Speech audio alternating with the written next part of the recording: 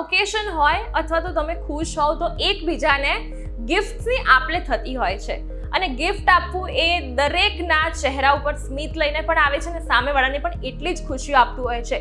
પણ આજે હું તમને જણાવીશ 5 એવા ગિફ્ટ્સ વિશે જે ક્યારેય એકબીજાને ન આપવા જોઈએ.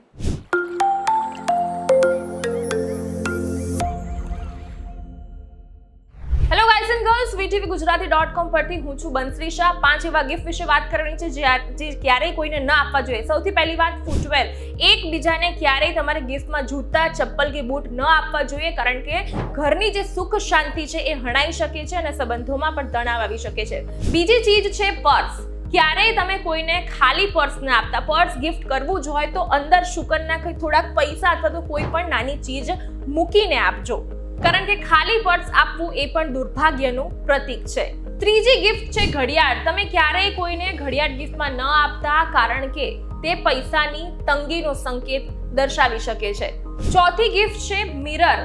કોઈને પણ અરીસો ભેટમાં આપવાથી એ નકારાત્મક ઉર્જાનો સંકેત હોઈ શકે છે. એકબીજા પ્રત્યે નેગેટિવિટી આવી શકે છે, એટલે તમે એકબીજાને અરીસો આપવાનું ટાળજો.